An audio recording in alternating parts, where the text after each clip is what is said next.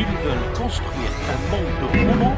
Quant à l'accord signé sur le nucléaire iranien magnifique de criminels de guerre constitués.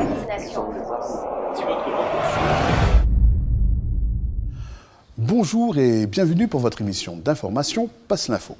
Alors aujourd'hui, vu l'actualité, beaucoup de questions se sont posées. Dans le national, nous verrons si nous allons toujours droit vers une dictature. Et ensuite, qu'est-ce que le 5FU ? Dans l'actualité internationale, que fait Israël au Venezuela ? Et pour terminer, qui pourrait provoquer la Troisième Guerre mondiale ? Ouvrons donc ce journal. Selon Evan Duroy, cofondateur du site Bastamac.net, la tentative de perquisition dont a fait l'objet Mediapart est une nouvelle ligne rouge franchie par le pouvoir. La tentation autoritaire actuelle ne se manifeste pas seulement à l'encontre de certains journalistes, elle s'est déjà concrétisée dans la rue à l'encontre des Gilets jaunes et au sein des entreprises où les effets des ordonnances travail se font sentir. Que la loi vous interdit de donner des instructions dans des affaires individuelles. Mais qui peut encore vous croire suite à la tentative de perquisition dont vient de faire l'objet le journal Mediapart ? Nous condamnons l'instrumentalisation politique faite par votre gouvernement, des forces de police et du parquet. Et c'est bien vous les responsables. En effet, rappelons que le parquet de Paris est dirigé par le procureur Rémi Heitz, personnellement choisi par Macron, ancien directeur d'administration centrale du ministère de la Justice, qui a conduit la réforme pénale du projet de loi justice tant décrié. Seul M. Ce Bernalicis même a la procureur, parole. la voix de son maître peut-être, a freiné les perquisitions chez Benalla et se précipite désormais au siège de Mediapart pour attenter au secret des sources, sacro-saint de la liberté de la presse. Face à la panique qui gagne votre gouvernement et le monarque, votre réflexe sécuritaire se transforme en dérive autoritaire. Désormais, il n'est pas bon en France d'être opposant politique, organe de presse indépendant ou manifestant en gilet jaune. La tentative d'intimidation dont fut victime Mediapart est un nouveau signe inquiétant de la tentation autoritaire du président Macron. Se confiant à quelques éditorialistes triés sur le volet, la semaine dernière, le président de la République a fait part de sa volonté d'une forme de mise sous tutelle de la presse afin d'assurer sa neutralité et la vérification de l'information. Cet échange est rapporté par le magazine Le Point, qui n'hésite pas à critiquer un fantasme macronien visant à instaurer un service d'information d'État délégué à des journalistes stipendiés. Sur d'autres sujets, la tentation autoritaire a dépassé le stade du fantasme pour se matérialiser très concrètement. Dans la rue déjà, face au mouvement des Gilets jaunes, avec une stratégie de maintien de l'ordre, au bilan toujours plus lourd, 175 personnes blessées à la tête, 17 éborgnées, 4 mains arrachées, sans oublier plus de 5300 gardes à vue. Ce mouvement a été l'occasion de passer en vitesse une nouvelle loi dite anti-casseurs qui permettra aux représentants de l'État d'interdire arbitrairement, sans recours à un juge, à des personnes de manifester. L'avocat David Koubi déplore un recul des libertés fondamentales. Il rappelle aussi qu'il s'agit de la 4e loi sécuritaire depuis l'arrivée d'Emmanuel Macron à l'Élysée et d'énumérer la transposition dans le droit commun des mesures de l'état d'urgence, la loi sur le secret des affaires, celle sur la manipulation de l'information précédant ce nouveau texte dit anti-casseurs. La loi de trop, du moins un point de bascule selon lui. Emmanuel Macron bombe le torse, il sort ses petits muscles, ses petits biceps. Il voudrait nous faire croire qu'il est l'homme fort, un homme à poigne, qui va rétablir l'ordre. Eh bien, il est fort, oui, il est très fort, mais avec les faibles, parce que cette loi anti-casseur n'est pas anti-casseur, elle est anti-gilet jaune. Voilà, c'est ça la réalité. Et elle est en plus liberticide. Il n'y a pas besoin d'une nouvelle loi, qui sera d'ailleurs très difficile à appliquer, pour rétablir l'ordre à condition qu'on le souhaite vraiment. Le 5FU, un scandale médical passé sous silence. Chaque année en France, 200 patients atteints d'un cancer meurent non pas à cause de leur maladie, mais à cause d'un médicament anticancéreux, le 5-fluorouracil. Utilisé depuis plus de 60 ans, le 5FU est l'un des médicaments les plus prescrits dans le traitement des tumeurs cancéreuses. Selon un bilan réalisé par le Centre régional de pharmacovigilance de Marseille, des effets indésirables graves liés au 5FU ont été observés chez 1500 personnes entre 2005 et 2015 en France. Parmi elles, 133 sont décédées après avoir reçu le traitement et 155 ont eu leur pronostic vital engagé. Le 5FU est un médicament très puissant en empêchant la synthèse d'ADN au sein des cellules à division rapide, cancéreuses ou non, il les condamne à une mort certaine. Parmi les effets indésirables recensés figurent des atteintes hématologiques, digestifs ou encore des troubles cardiaques. Ces effets graves seraient constatés chez 15 à 40% des patients qui reçoivent du 5-FU. Là où le bas blesse, c'est que la plupart de ces intoxications au 5-FU auraient pu être évitées. En effet, la principale cause de ces toxicités sévères est connue depuis les années 90. Il s'agit du manque ou de l'absence d'une enzyme, la DPD, chargée d'inactiver le 5-FU au niveau du foie. Il a été mis en évidence, il y a déjà très longtemps, des tests basés sur une prise de sang extrêmement fiable. Ils individualisent les patients qui métabolisent mal le médicament et chez qui il faudra baisser la dose de 5-FU, et d'autres patients, plus rares, 0,1% de la population, qui ne métaboliseront pas le médicament et chez qui il faut l'interdire. Pour l'année dernière, 4000 tests à peu près ont été pratiqués, alors que 100 000 patients ont reçu du 5-FU.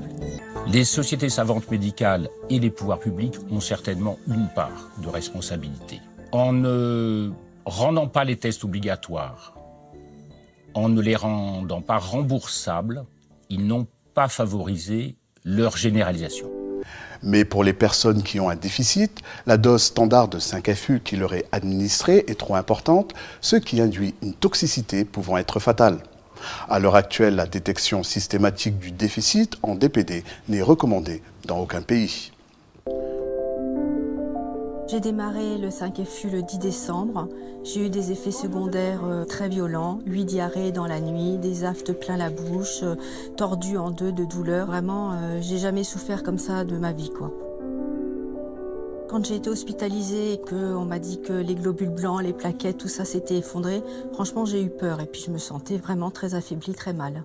Avant de démarrer cette chimio, j'étais en pleine forme, on m'a torpillée et quand j'ai appris qu'il y avait un test qui était possible, j'ai pas compris qu'on me l'ait pas fait, quoi, et ma famille non plus.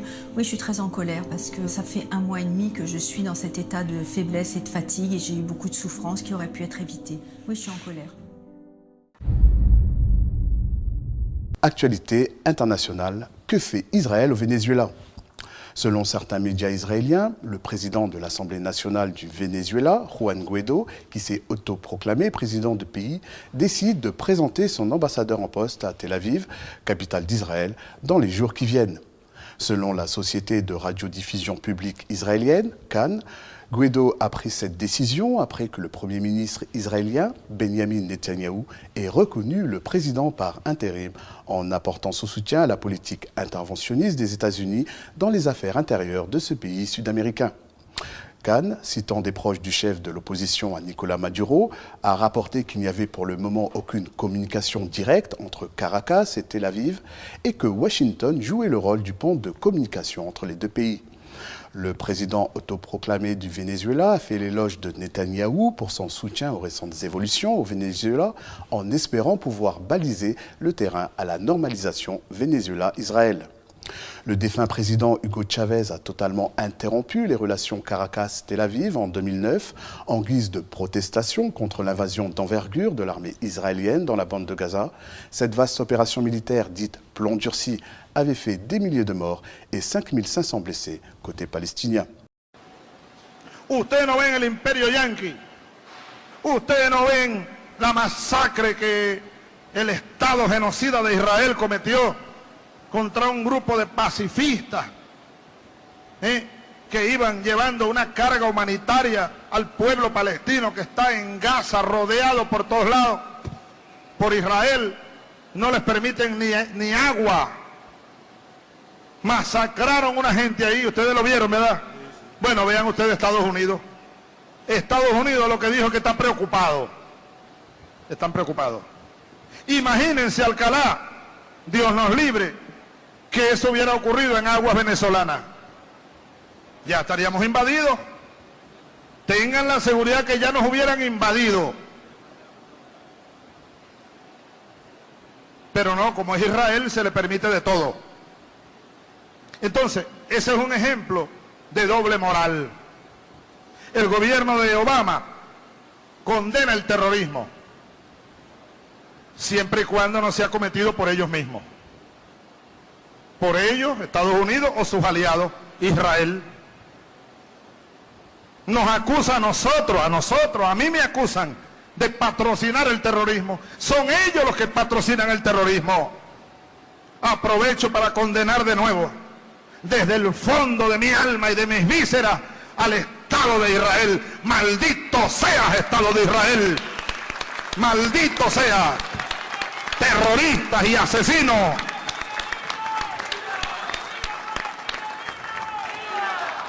Y viva el pueblo palestino.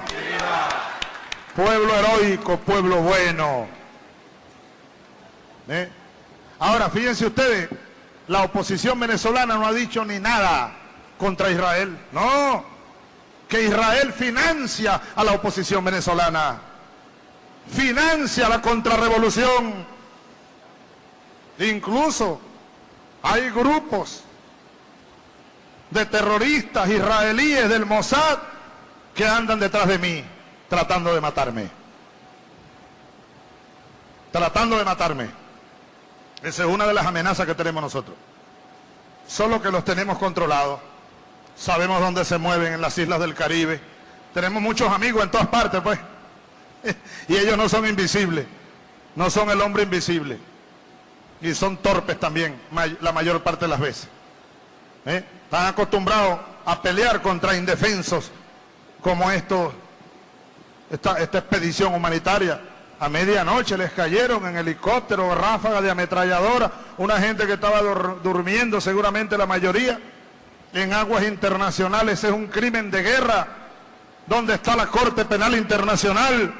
¿Dónde están las Naciones Unidas? ¿Dónde está la justicia en este mundo, por el amor de Dios? ¿Dónde está la justicia en este mundo? Et pour terminer, qui pourrait provoquer la Troisième Guerre mondiale? Selon le fondateur d'Alibaba et milliardaire chinois, Jack Ma, l'évolution des technologies, notamment de l'intelligence artificielle et des robots, pourrait conduire à un nouveau conflit global entre les grandes puissances.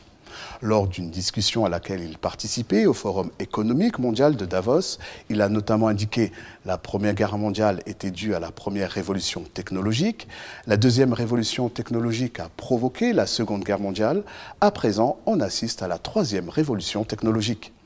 L'intelligence artificielle, les mégadonnées présentent une menace pour les êtres humains.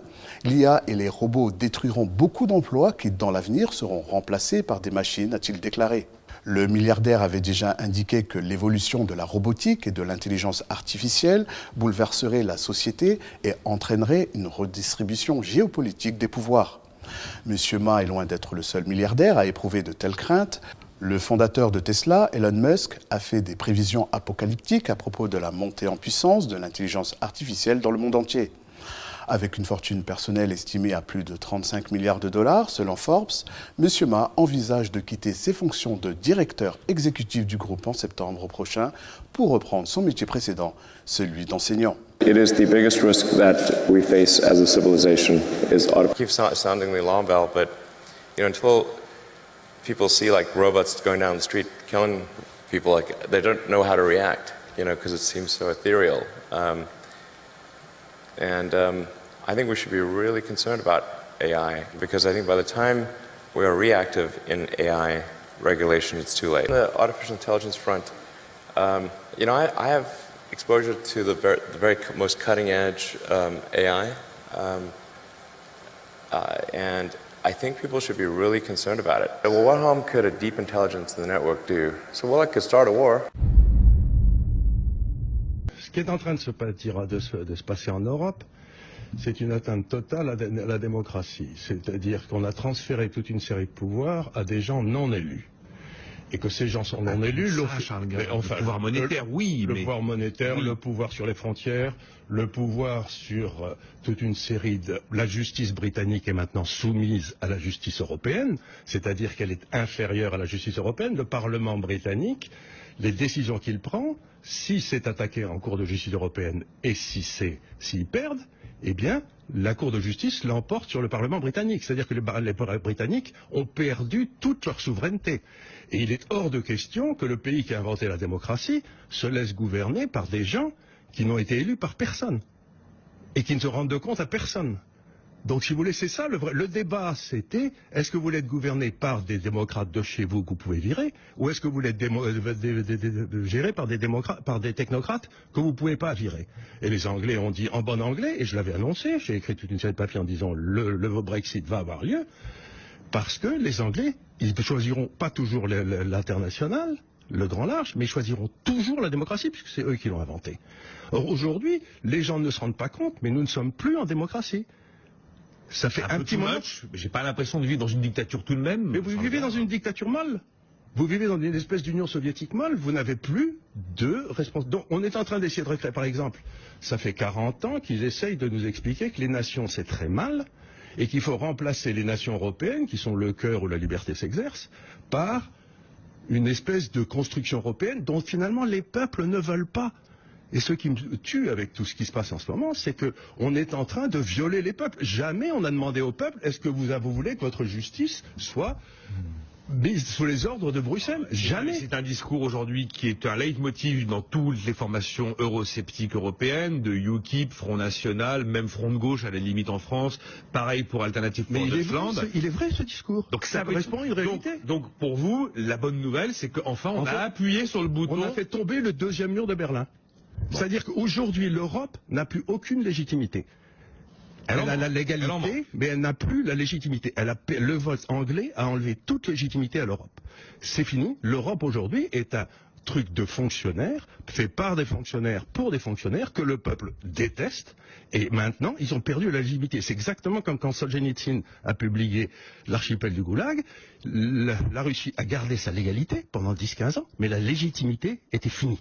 Aujourd'hui, l'Europe n'est plus légitime. Voilà ce que j'essaie de dire. D'accord, l'Europe n'est plus légitime. C'est quoi la suite? C'est quoi la suite avec une Grande-Bretagne isolée et affaiblie économiquement, peut-être un peu durablement quand même. Et puis effectivement, je n'ai jamais vu un pays affaibli par un accroissement de sa liberté. Ouais. Jamais. Ça n'existe pas dans l'histoire. La monnaie est au plus bas depuis 35 ans. Hein, qu'est-ce que ça peut foutre, la monnaie? C'est un prix comme un autre. C'est un prix comme un autre, d'accord, effectivement. Ça rend les entreprises, ça rend les entreprises anglaises plus compétitives, c'est tout ce que ça fait. Donc ça veut dire que selon vous, là, faut acheter la bourse anglaise. Le rejet d'Europe va s'imposer à peu près partout. Mais c'est automatique puisque vous êtes en train de violer les nations. D'accord. Bon, qu'est-ce que comment vos réactions, Éric Heyer, Laurent Wronski, à ce discours assez sombre? Pas du tout. On retourne vers la liberté. Ouais, il y a rien de plus. J'ai peur plus magnifique. J'ai peur que la transition soit un peu chaude à gérer. Mais je ne dis pas le contraire, mais qu'est-ce que ça peut foutre? Les pays de l'Est, ils sont mieux aujourd'hui qu'ils étaient au moment de la Russie ou avant? Prenons l'exemple d'une employée de ménage. Elle travaille dans un hôtel. À quoi est-ce qu'elle a affaire quotidiennement? Elle a affaire à un employeur. D'accord? Lequel employeur est souvent d'ailleurs un sous-traitant d'un plus gros donneur d'ordre. Hein, si on regarde, si on suit la chaîne de l'hôtellerie, faut étudier les choses, faut enquêter. Où est le pouvoir? Et puis il faut suivre l'argent, hein, comme disaient les marxistes à l'époque. Essaie de suivre où est l'argent et tu comprendras où est le pouvoir. Bon, donc nous voyons que des employés sont en permanence pressurisés parce qu'il y a des injonctions à être pressurisés, à travailler toujours plus pour moins d'argent, en moins d'heures possible. Pourquoi? Parce que travailler toujours au sommet de la pyramide, il y a les actionnaires qui font toujours pression pour avoir de plus en plus de dividendes. Donc c'est des choses très concrètes, ça. Après, vous pouvez me dire la redistribution. Basique, oui. Je suis bien d'accord pour dire on est un État plutôt redistributeur grâce aux luttes passées qui ont arraché ça. Il y a des luttes qui ont arraché ça. Hein, c'est pas les dominants. Non, mais on adore se présenter comme être dans un pays ultra-libéral alors qu'on est un pays au contraire où l'État est partout. On est souvent mal d'ailleurs, c'est ça le problème. On pourrait dire que nous sommes dans un État social-libéral dont les forces macroniennes contemporaines travaillent que les forces macroniennes actuelles travaillent à faire passer un État libéral tout court. D'ailleurs, il y a une appropriation de l'État par les forces de l'argent. C'est-à-dire ? Vous le savez bien quand même. D'abord, nous avons un président qui a été mis au pouvoir par un certain nombre de grands capitalistes. Je crois que tout ça est absolument documenté. Donc il suffit de se renseigner. Je renvoie par exemple au très très bon livre qui n'a pas trouvé d'éditeur comme par hasard de Juan Branco qui s'appelle Crépuscule et qui détaille de façon très factuelle la façon dont Emmanuel Macron a été promu par les forces de l'argent. C'est un militant, mais je veux dire, ne renversez pas le propos. Il n'écrit pas ça parce qu'il est militant. C'est parce qu'il découvre tout ça qu'il en conçoit une certaine conviction politique. Mais c'est le suffrage universel qui a porté au pouvoir Emmanuel Macron. Oui, mais qui est un suffrage tout à fait biaisé à plein d'égards. Si vous n'y participez pas, c'est sûr, déjà, s'il n'y a pas votre voix, vous laissez les autres... Oui, je laisse les autres jouer à ce jeu médiocre. C'est vrai, je me suis sorti de ce jeu médiocre depuis quelques années. Pourquoi? Vous votez plus depuis 2005? Oui, c'est ça, parce que c'est un jeu à somme nulle. Je constate, je suis quand même assez vieux maintenant, donc j'en ai vu des élections présidentielles, entre autres. Puisque c'est ça le fleuron de la démocratie, c'est l'élection présidentielle. Moi, je considère que c'est la lie de la politique, l'élection présidentielle, c'est ce qui nous rend tous médiocres. Ça tire tous les débats vers le bas et c'est jamais qu'une espèce de compétition sportive qui est glosée d'ailleurs souvent avec énormément de métaphores sportives, ce qui n'est pas étonnant. Hein. Et après d'ailleurs les gens sont souvent déçus puisque celui qui est élu devient très vite impopulaire. C'est une machine à créer de la déception, on le sait bien. Alors moi ça m'a déçu 1, 2, 3 fois, mais en général j'aime pas être déçu trop longtemps, donc j'ai arrêté, je me suis sorti du jeu et j'invite tout le monde à faire comme moi et c'est ça qui pourra peut-être créer un chamboulement interesante. Israel en Eurovisión, no, por favor. Viva la lucha del pueblo palestino. Muchas gracias. Bueno, este premio va dedicado a todas y a todos aquellas personas que han mantenido viva la lucha del pueblo palestino. Para los que están y para los que no están.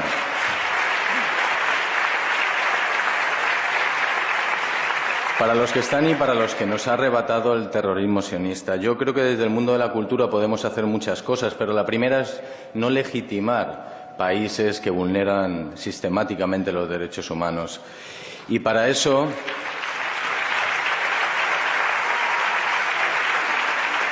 no debemos ser cómplices del apartheid israelí. Israel en Eurovisión, no, por favor. Viva la lucha del pueblo palestino. Muchas gracias. C'est la fin de ce journal. Merci pour votre fidélité. À la semaine prochaine. Et surtout, n'oubliez pas, passez l'info.